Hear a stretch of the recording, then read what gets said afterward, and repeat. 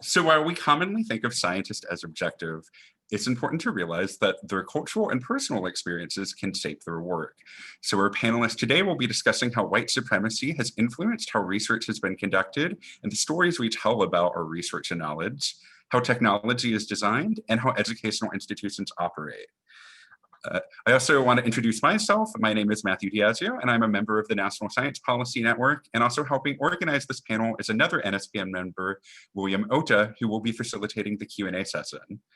If you are on social media, we encourage you to get involved and continue the conversation with the hashtags SciPol Symposium and NSPS 2020. Now I want to introduce our panelists. Our first speaker will be Dr. Lorna Roth. Is this advancing? Oh, sorry. Our first panelist is Dr. Lorna Roth, a distinguished professor emerita of communication studies at Concordia University. Prior to working as a university-based scholar, Dr. Roth was involved in a range of Indigenous communication-related projects in Canada's North. Years later, while studying for her MA and later her PhD, Dr. Roth continued collaborating with First Peoples across Canada towards the development of a children's television service for the Internet Broadcasting Corporation. She was also involved in support work aimed at the licensing of the Aboriginal People's Television Network, which began national broadcasting in 1999.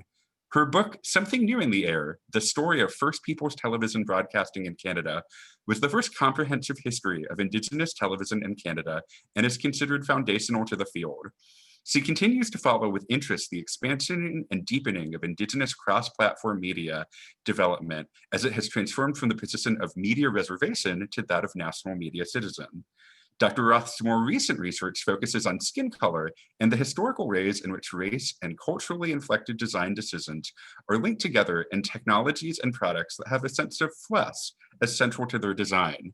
She's particularly interested in what happens throughout the multi-racialization process in industries which have in the past quietly embedded white as the normative skin tone within their products.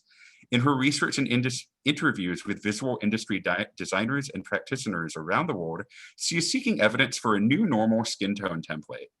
As the industry moves from analog to digital, what will be the corresponding shift in designers' central approach to skin color equity?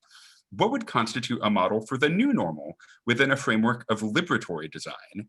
And what would its impact be on the next generation of children growing up with a better cognitive understanding of the range of skin tones if this was the new normal?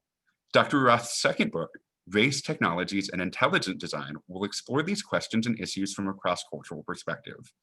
Our second speaker is Brandy McDonald. Brandy is the Director of Decolonizing Initiatives at the Museum of Us, formerly known as the San Diego Museum of Man, residing on the ancestral homeland of the Kumeyaay peoples. Brandy's work focuses on the application of anti-colonial and decolonial theory and methodology in museums, centering truth-telling, accountability, and systemic reform which works to address colonial legacy, structural racism, and inequity. Brandy holds a BA in Applied Anthropology at the University of North Carolina, Charlotte, a Master's of Education in International Higher Education at Loyola University, Chicago, and is a PhD student in Education Studies at the University of California, San Diego. She's a Salzburg Global Seminar Fellow, an American Alliance of Museums Nancy Hanks Award for Professional Excellence recipient, and an American Alliance of Museums Diversity Fellow, as well as a Smithsonian Affiliate Fellow at the National Museum of the American Indian, and she sits on the board of the Western Museums Association. And our third speaker is Victoria Alexander. Victoria is the Graduate Coordinator for Diversity, Equity, and Inclusion in the Department of Fraternity and Sorority Life at the University of Maryland, where she is also a PhD candidate studying higher education. Her research interests include anti-racist pedagogy, critical consciousness building, and the experiences of Black students in predominantly white institutions. Related to this work, she is also a trainer, facilitator, and speaker on issues related to racism, implicit bias, student affairs, and allyship. Victoria holds a BA in Social Change Communication and Media from Northeastern University and a Master's of Education in Post-Secondary Administration and Student Affairs from the University of Southern California. I look forward to hearing from our excellent panelists and the discussion we'll all have together and ways we can work to improve our scientific enterprise to be more equitable and inclusive. So with that, Dr. Roth.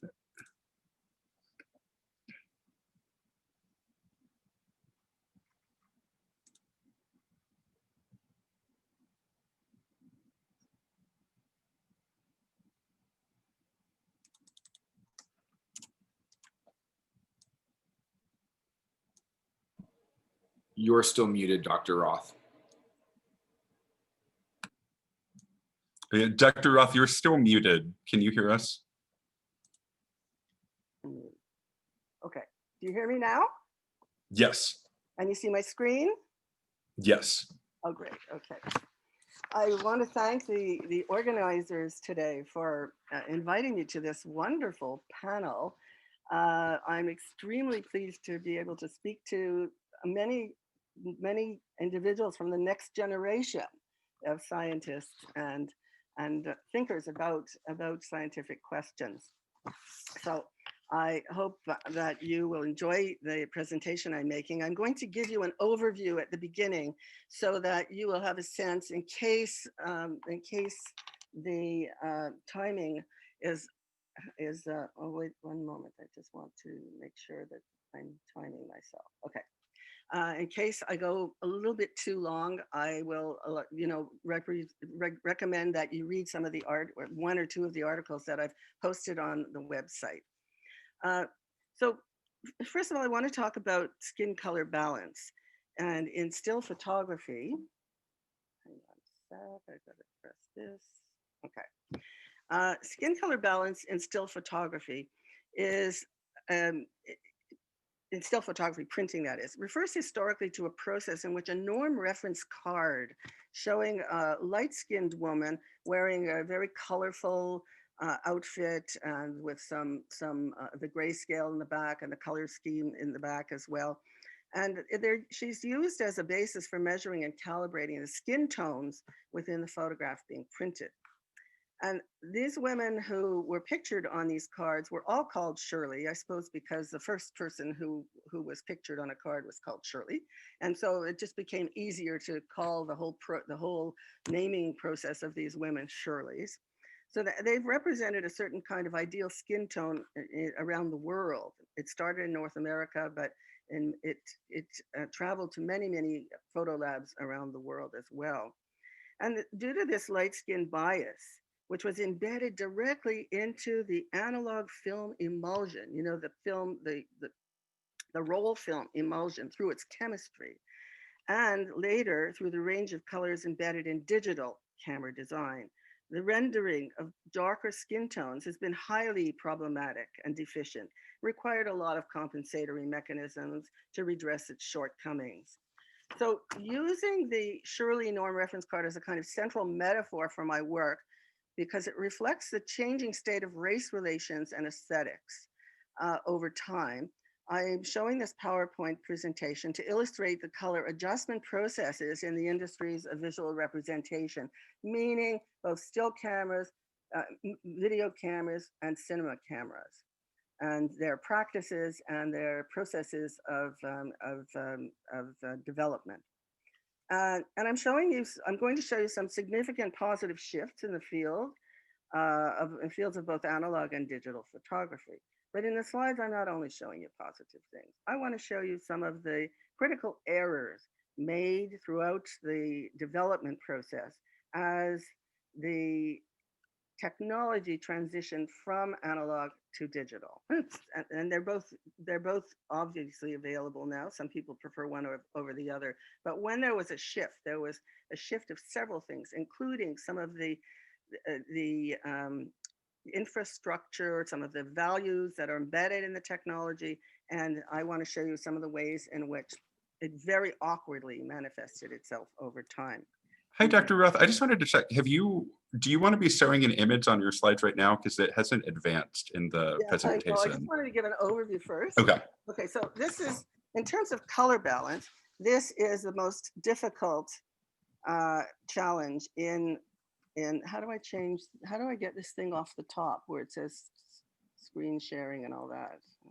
Kind of stuff. Whoops. I don't think you can. That's just part of it making sure you know where the screen sharing is. Okay. So color balance really proposes a lot of problems. Okay. And when a film doesn't have enough what is called dynamic range, or from the lightest of light to the darkest of dark and every color in between, this is what happens. It was a picture that was shown by, that was taken by Olivier Lebrun in 1973 with Ektachrome or Kodak film, I think it was Ektachrome. And this is a very dark young girl and a very light young girl sitting in Senegal in the sun. And because the film didn't have enough stretch, this is what it looked like.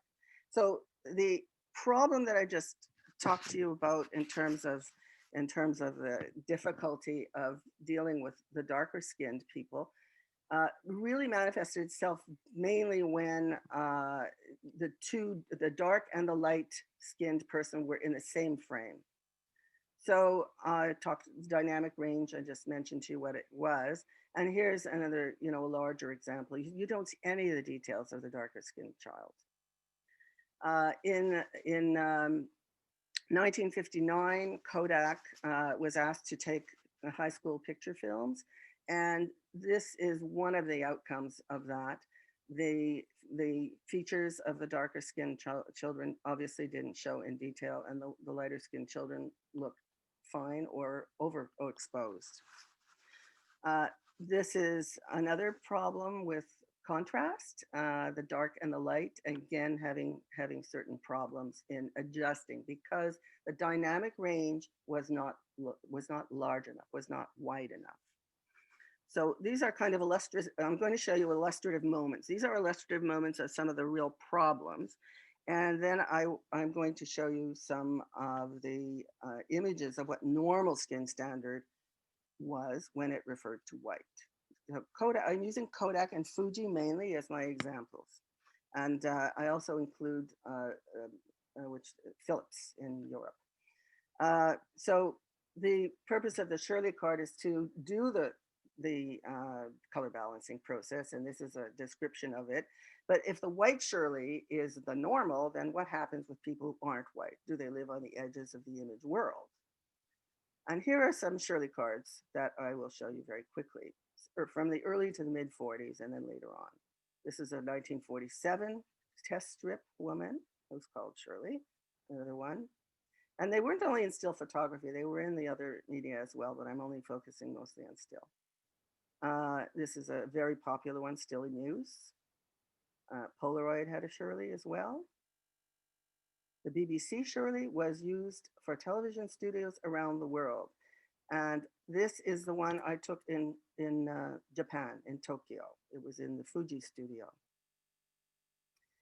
I'm not going to go into great detail about the color complex, but the color complex is what happens when the norms of whiteness are embedded in all of the technologies that are visual and in dolls and various kinds of products. I look at as well in the project on dolls and mannequin skins and nylon stockings and flesh toned underwear and bandages and makeup, etc. And it has an important impact on people's identity. They use skin bleach. So Kodak started changing its work when its films when it got complaints from wood and chocolate manufacturers who commented on their advertisements that the colors did not show adequately. Light wood, dark wood, milk chocolate, dark chocolate became problematic. And as algorithms began to enter into the infrastructures, a new set of problems came about. And the question that I ask is, do the algorithms from early cameras, are they replicated in digital cameras? So that's a very important question, and I will give you some of the responses. Photoshop started doing some very good work with Hispanic looking people or looking at more ethnic looking models, and they had a much wider color dynamic. And in 1994, the result of lots of studies regarding the problems of the future happened in the Netherlands, and they determined that you could use two colored chips, computer chips, to memorize and store the dark skin range and light skin range, and that would allow people to have much better rendition in a single frame. Kodak as well did a multiracial card. all motivated by economics, by the way, more than any other reason. Um, this team at Kodak also developed two popular professional and consumer products that had much wider dynamic range. Fuji started using Japanese women, and all of the various labs started producing their own stuff. So the biases were transferred into the technology. I want to show you video. It's the only video I'll show you, and then I'll go quite quickly to get to the end of the project where I give you some takeaways. Dr. Roth, I'm afraid I don't think we're going to have time for the video because of just like the technical delay from the start of the presentation. That's too bad. Okay, well, it will be available. It won't be available online with this presentation, but it can be seen online if you go to our HP cameras embedded in laptops racist. This was a video that showed that black skin was not picked up by the video. The face tracking and face recognition didn't work for black skin. And it didn't work because they said that the camera seemed to have difficulty and seeing contrast in conditions where it's insufficient background lighting. Well, that's a real problem because, like other situations with skin color on film, it meant that Black people had to do all sorts of compensatory mechanisms, and this was because the replication of outdated biases reflected historical inequalities and inequities. So diversity is really important. So Dr. Roth, I hate to cut you off, but we are running just a bit behind. So could you, I know you have a really important thing on your last few slides. Could you? So I'm just gonna whip through to the last two slides, okay? Gorillas, lots and lots of errors in judgment and demonstration that basically the embedded biases of whiteness are still there, and they're working on trying to get them better, but they're still there. This is Maitu in China. They even allow people to create images like that. This woman is totally Black, and she has used the Maitu software in China to create a look that she's white. I want to get to this then. The designer is always recognized in the design, diversity within teams, training data, test sets, cross-culturally inclusive members of development teams are really important. Interdisciplinarity is much better than silo development. Companies and labs, etc. Algorithms should be audited for bias before they're released. The reason that horrible video was released was because they didn't test it. They wanted to get it out for Christmas, and they didn't test it with diverse skin tones or diverse people. They used the male, creators of the video, and the video technology, and it didn't work. So pre-thinking and testing equity codes is really, really important. And what I'm arguing for is non-discriminatory or liberatory design.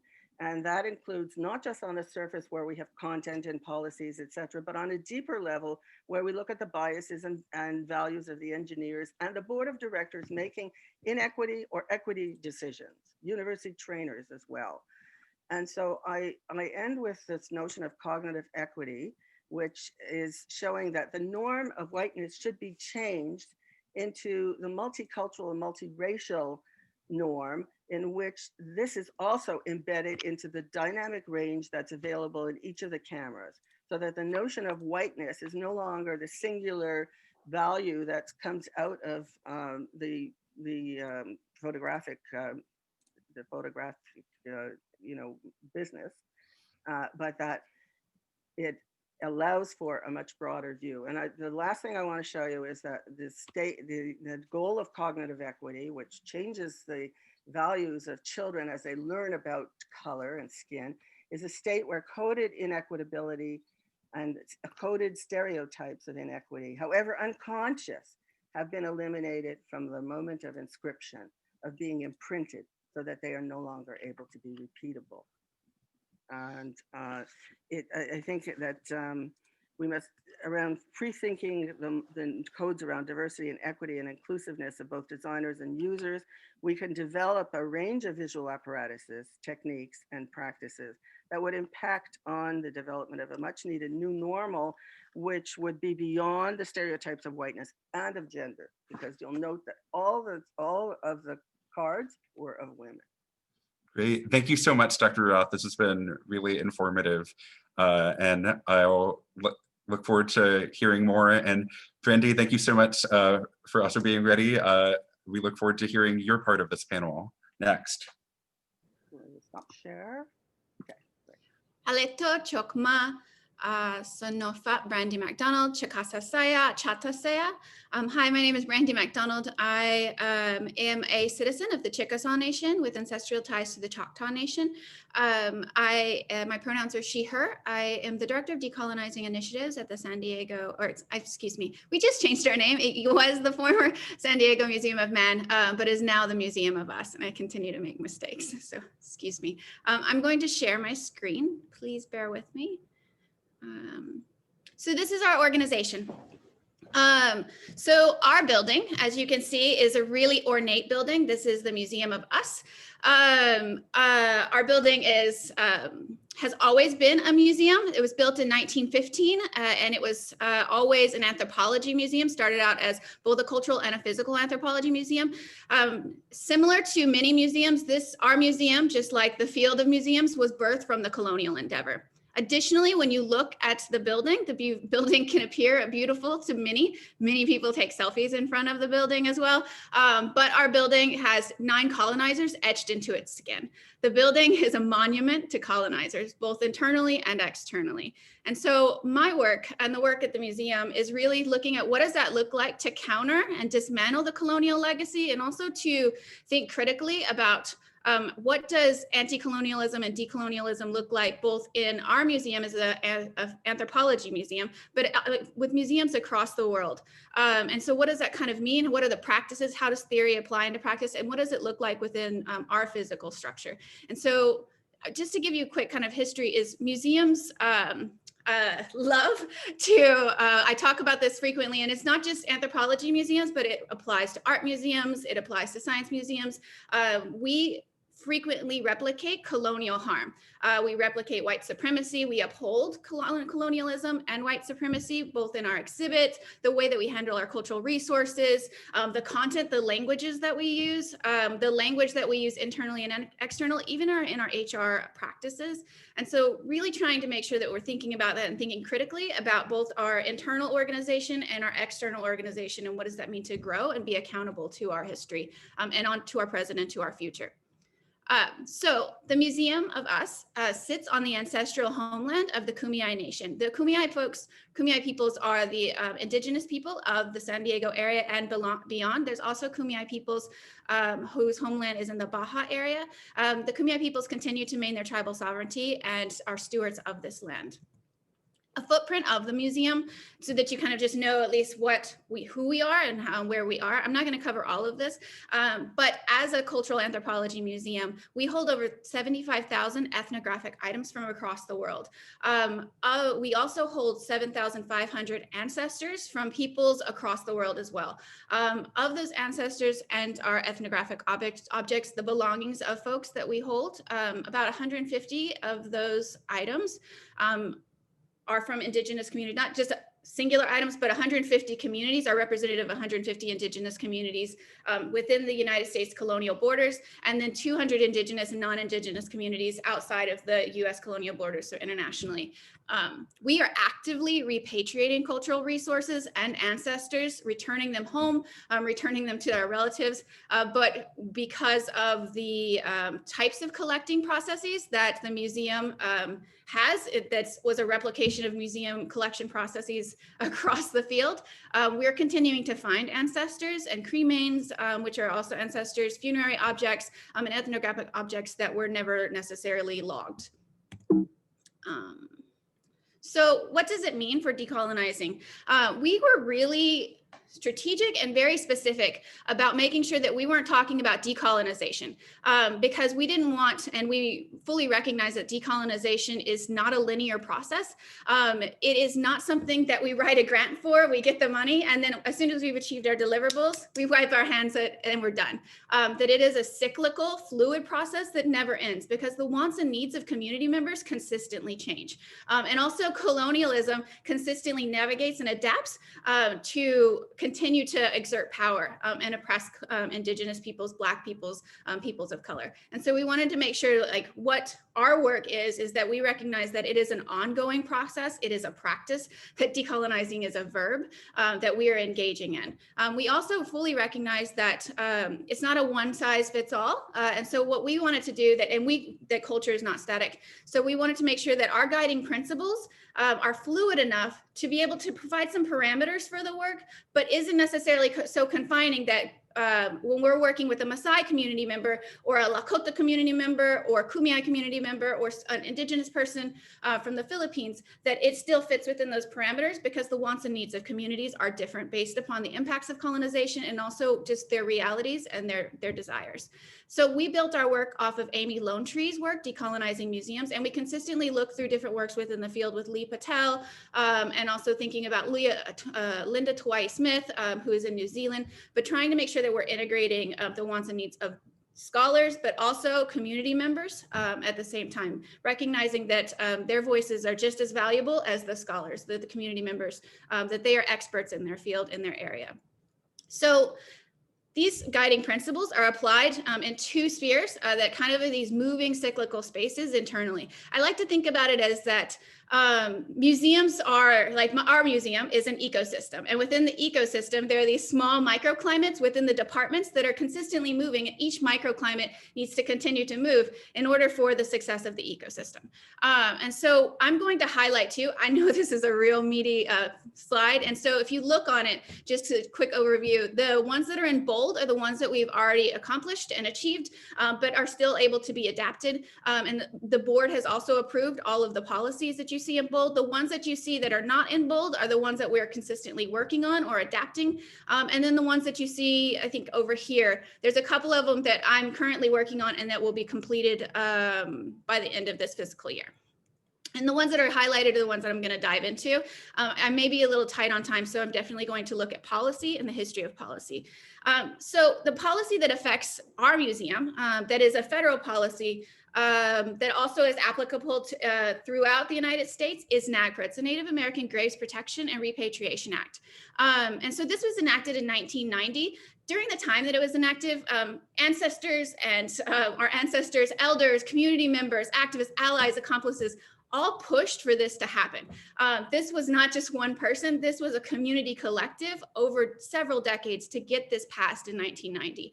During that time, it was a great celebration because it felt really liberating and wonderful, and yet it's incredibly restrictive as well at the same time. And so thinking about what the policy, if this policy privileges the institutions to some degree, it also is really focused on these parameters that sets with Indigenous peoples. And so within NAGPRA, if you receive federal funding as an organization, you have to repatriate cultural resources back to Indigenous communities, but not all Indigenous communities, only Indigenous communities that are federally recognized Indigenous people within the United States borders. So that leaves out state recognized Indigenous tribes and non-federally or state recognized Indigenous tribes. And it also limits the cultural resources that are to be repatriated within these four sections here around ancestral, human remains, funerary objects, ceremonial objects, and objects of cultural patrimony. One of the other things is that the institution gets to decide what accurate data is. So the tribes are the ones that approach the different institutions. They provide a slew of data. The researchers from the institution also helps to get to dictate what is and what is not based upon the data that provides. So it has an imbalance of power. And so one of the things that we as an organization looked at when we took a step back, we were like, where does our colonial rot stem from, and what can we do better? How can we hold ourselves accountable and recognize the ways that we have consistently replicated and perpetrated colonial harm, both intentionally and unintentionally? And so this was, in that way, it was really looking at our policies and looking at cultural resources. Like, that's where we needed to start from, because the inside, the gut of the museum was rotten, and everything stemmed from that. And that was the most sustainable shift. So we saw NAGPRA as that's the ground. NAGPRA was not the ceiling. NAGPRA was the ground that we built everything up from and looked at what does it look like to create a decolonial space. And so this is our colonial pathways policy.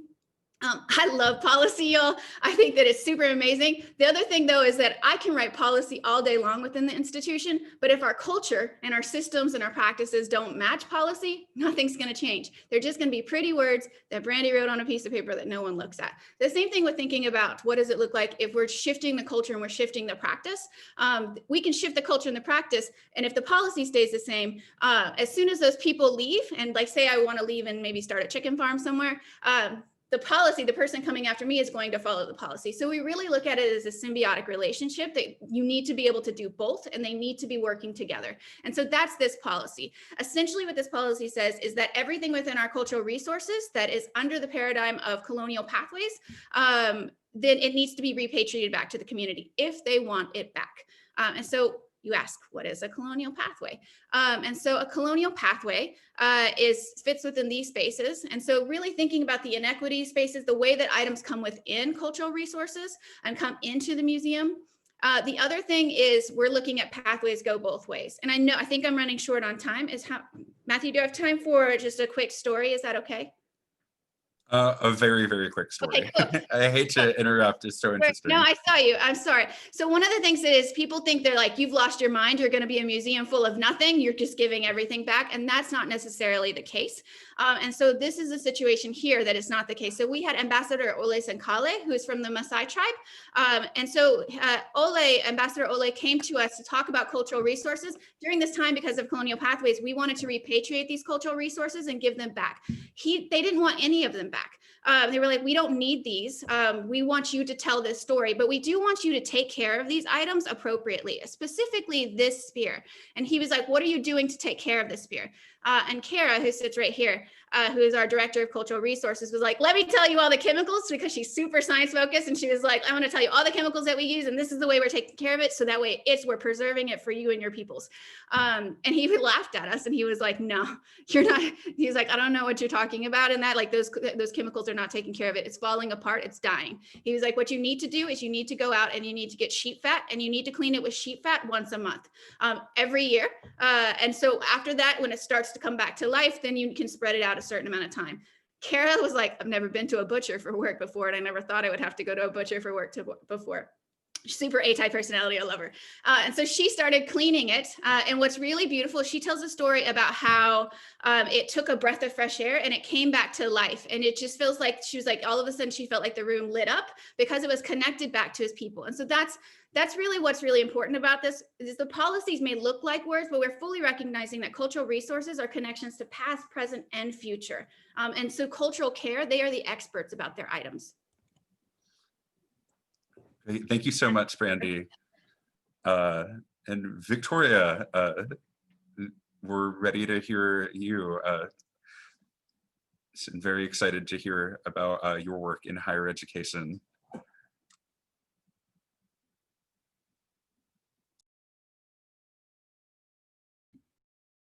Thank you. Hi, y'all. Let me just share my screen and then we'll get started.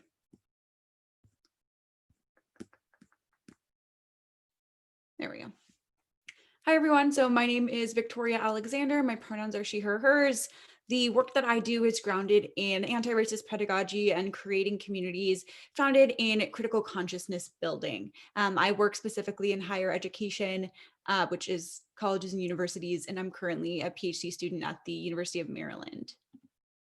So first, what I'm tinkering with my research question is how can educators and leaders prepare students and professionals to develop critical consciousness? What critical consciousness is sort of the idea that the world has underlying systems of oppression that might operate below our general level of consciousness. And that can relate to a variety of social identities, but I'm primarily focusing on race and the system of racism, which in the United States takes the shape of white supremacy. To ground myself in theoretical framework, I use critical race theory, whiteness as property, and social identity theory. And I'll tell you a little bit more about those. So critical race theory has its grounds in a combination of two fields. Primarily that's been the legal field and Black radical feminism. And so the origins are a bit unique. There are 5 tenets. First is that racism is ordinary. The overall ethos of majority culture promotes and promulgates a notion of colorblindness and meritocracy, which are 2 separate notions that are intertwined. So they serve to marginalize certain enclaves of people, predominantly people of color, and colorblindness and meritocratic rhetoric maintains white power and strongholds within society, but doesn't acknowledge that that's happening. Secondly is Bell's theory of interest convergence. Interest convergence is a notion that if people allow and support racial justice or progress to the extent that something positive is in it for them. As humans, we can tend to be selfish creatures. And so interest convergence says that you will also benefit from this thing that may not directly benefit you. Thirdly is that race is a social construction. So that's a declaration that race is something that humans made up to categorize people, but is not grounded in like biology or genetics, as humans are 99% similar in our genetics. It's just those small mutations and small differences that are visible.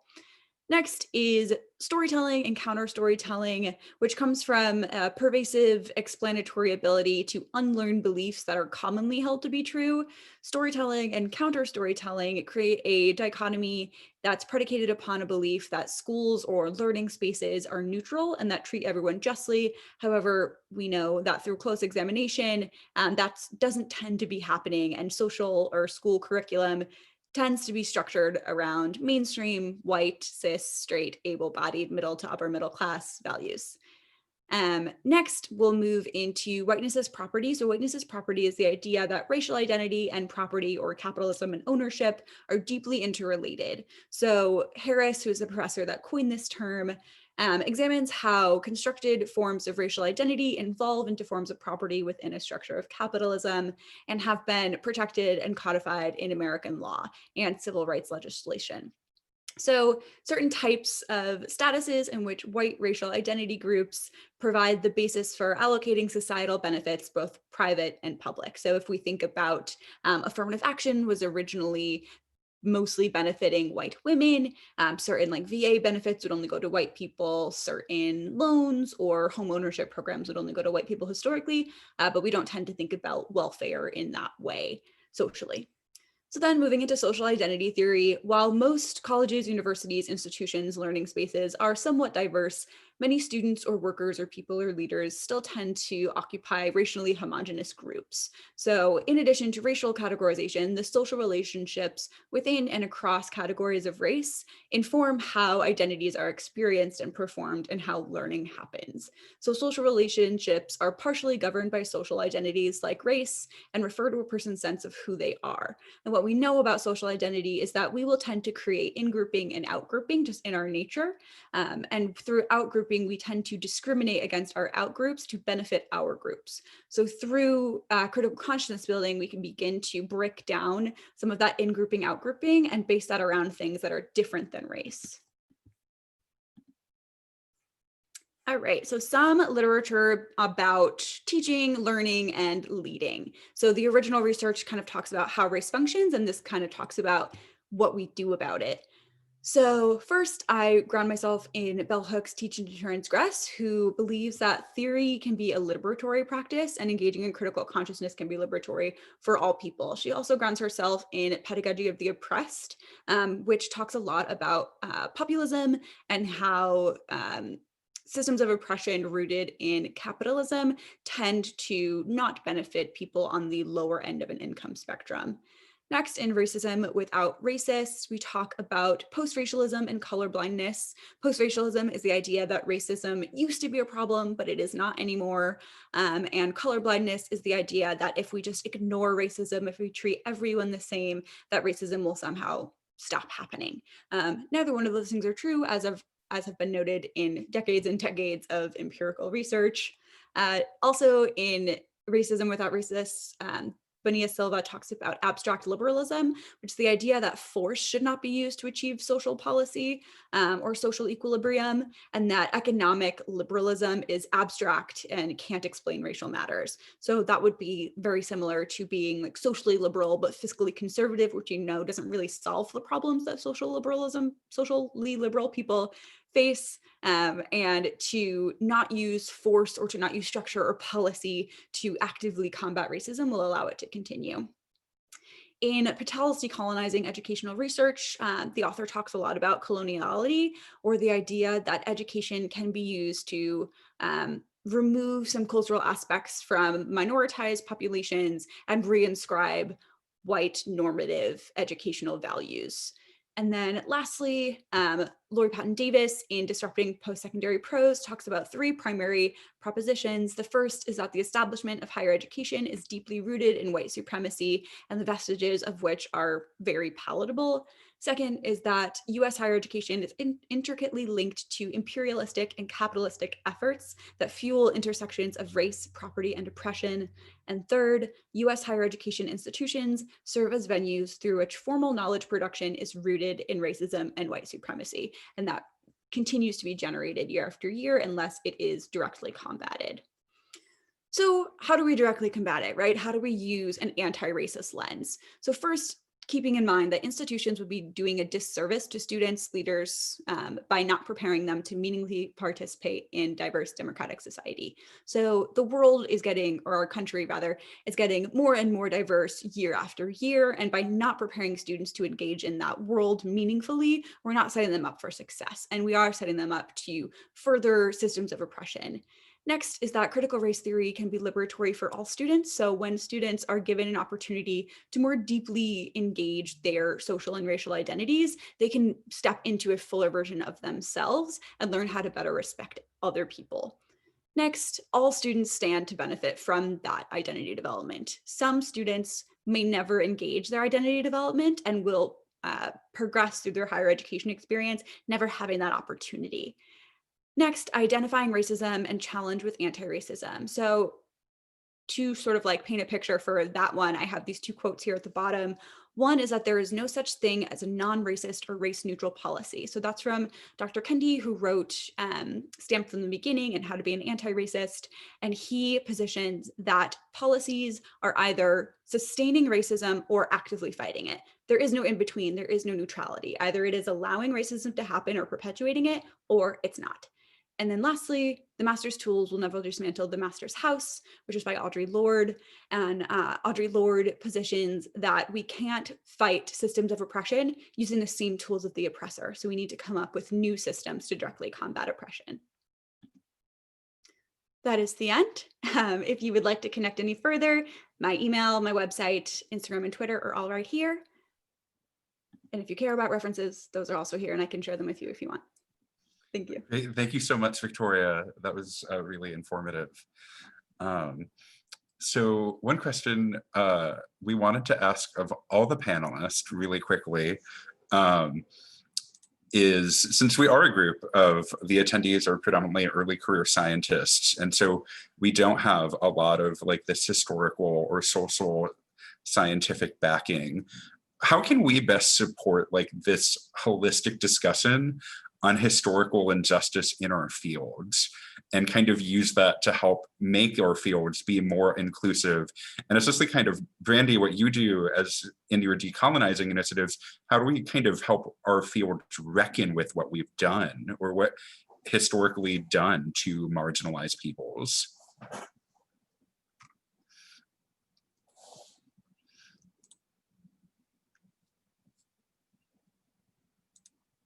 I'll start it off with Brandy really quickly, I think. Sorry, I didn't know who should go first. So I think I think truth-telling and accountability is essential. I think truth-telling is really extremely important. We need to recognize the past and be accountable to the past. And I think that accountability is action. It's not just fancy words. An apology, there's action after it. I also really am passionate, and I think about what with Lee Patel talking about the like pausing to decolonize, and the power of the pause is really, it's not a pause to take a vacation and go drink boba, but it's really like a pause to where you sit and reflect and think about the ways that you are are inherently reflecting colonial harm. Whose land are you on? Whose indigenous people had to be displaced for us to be here and profit today? We're settlers. Even I'm a settler. I'm in a space that is not my indigenous land. And then also thinking about whose names are on buildings, why are they on buildings? Even the language we talk about, like it's not a lab, is it a storage room? It's not a specimen, it's a person's ancestor. And so really being conscious about the ways these things that are just intricately like attached to our systems, because colonization has its claws in everything.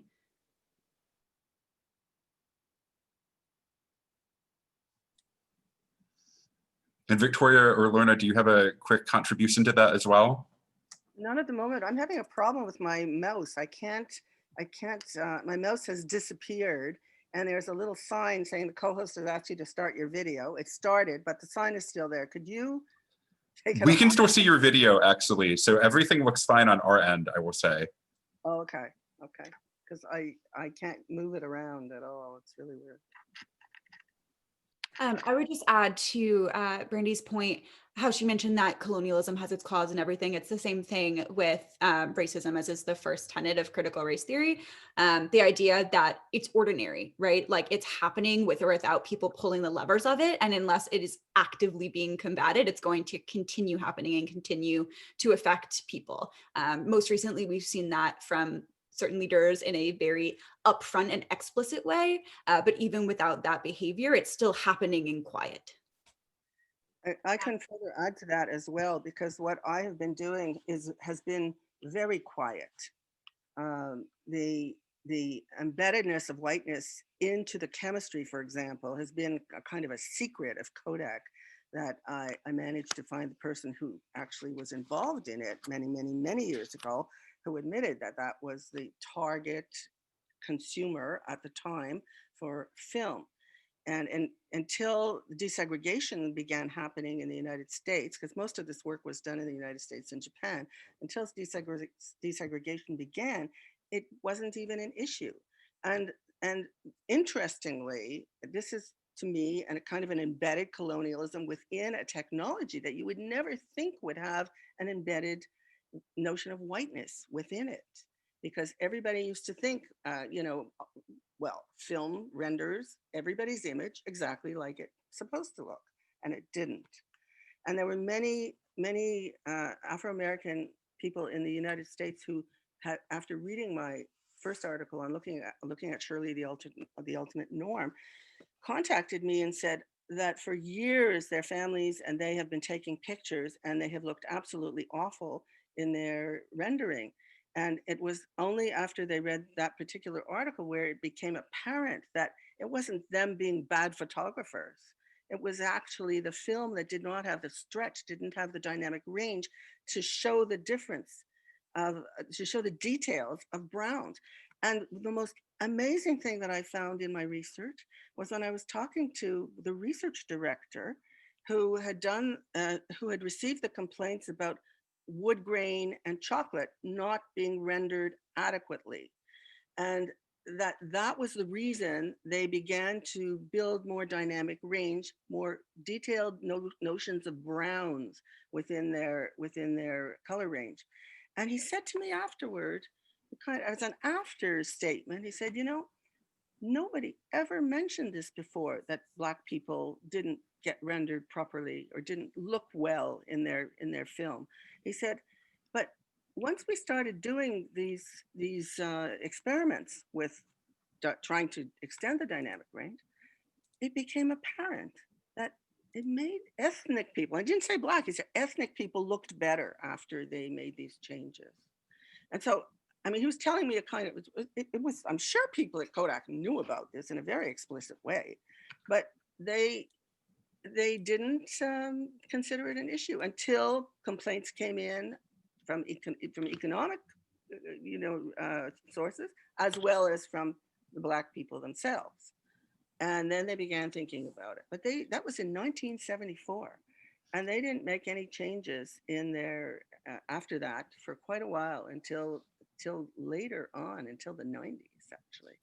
That's actually, I'm sorry, Dr. Roth, there's an audience question that I think is really relevant that William has, that's kind of relevant to your point too.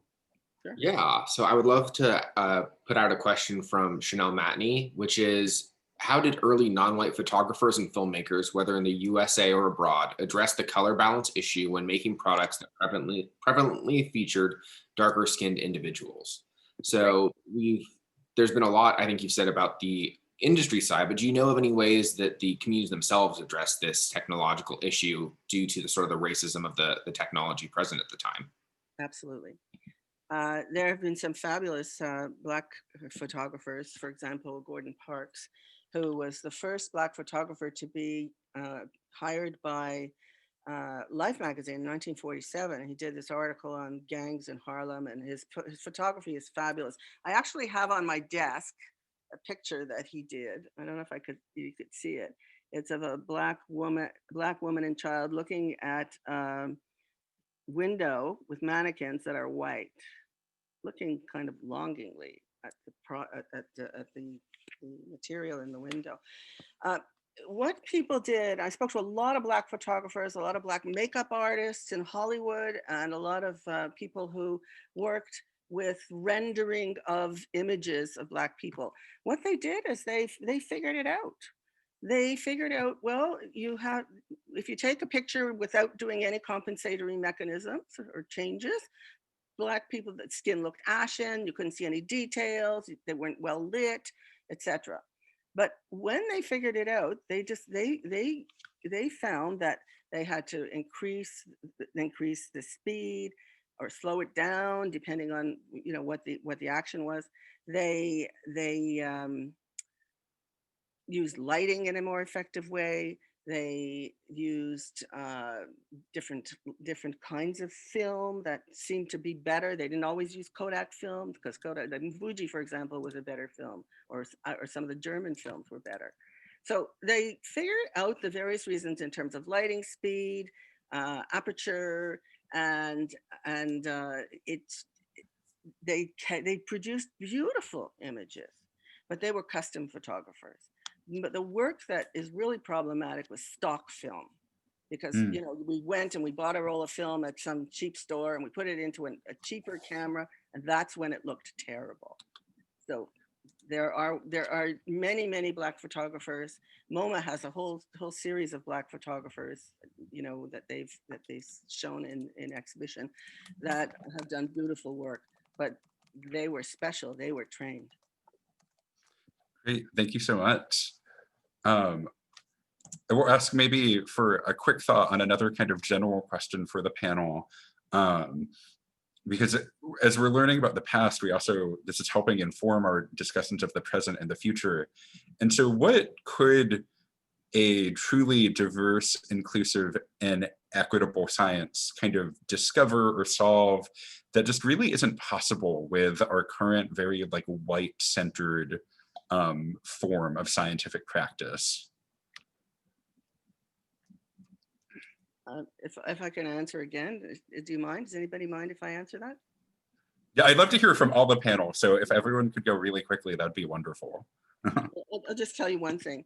When I spoke to somebody at Black Entertainment Television, he was a lighting engineer. He said to me, if Black people had invented film, it would have had much more dynamic range, and it would have rendered Black people much more beautifully than it does with white people having invented it.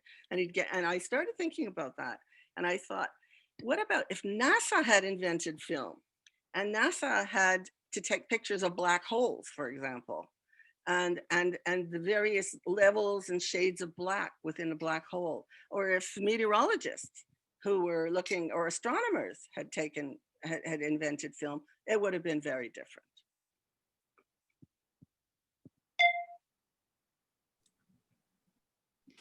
So I think there are a variety of ways to do this. And it stems from hiring and having a numerically diverse pool of people, but it also comes from intentional anti-racist or anti-colonial measures. So yes, do the hiring, but also engage in cluster hiring, engage in mentorship, pay people who are doing the work of racial justice within organizations that are not predominantly set up for them, making sure that people are reaching leadership positions and that the C-suite or the executive board are just as diverse or more diverse than the general population, encouraging initiatives, encouraging transparent communication when expectations aren't met, examining policies like dress code or language or hiring and promotion.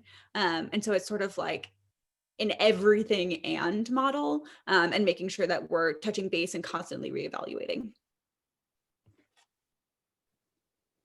So really quick, I think I agree with what Veronica and Lorna was saying. I also, when we're thinking about it in the context of doing the work and the science and even just the epistemological approaches that you take is very Euro-American centric. It is not taking in the ways of knowings and beings of folks outside of that one space, that one hegemonic space. And so I think it's really recognizing that there are other ways of thinking, and that Black, Indigenous communities of colors, we are experts on our own cultural resources, on our own bodies, on our own culture, that we don't need a researcher from from our community to tell us that they are experts because they have a degree in our culture.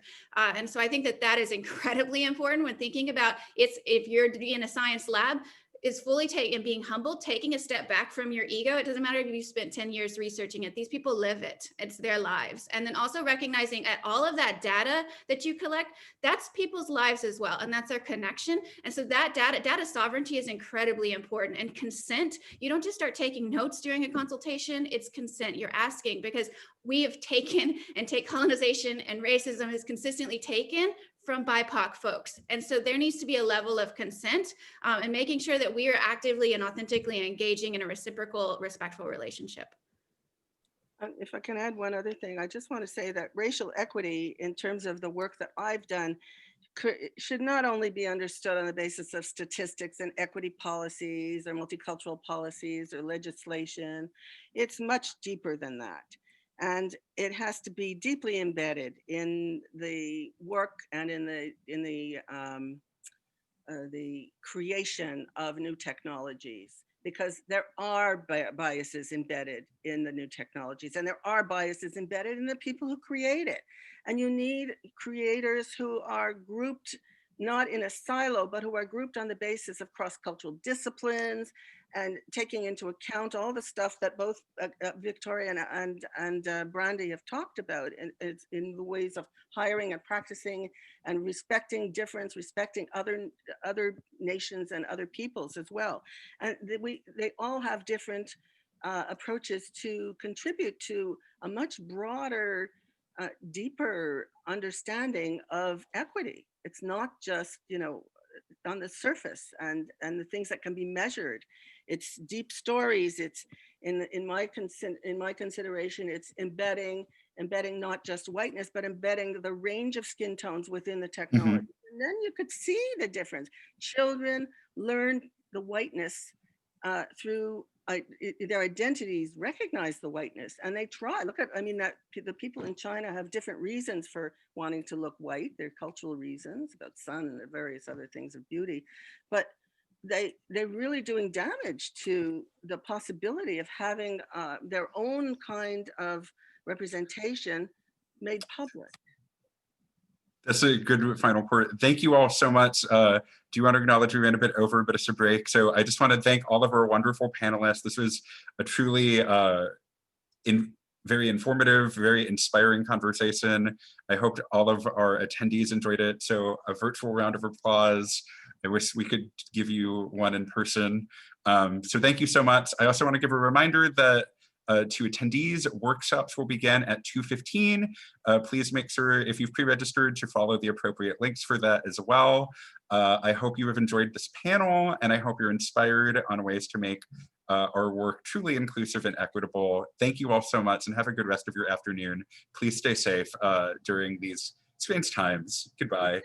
Thank you for your moderation.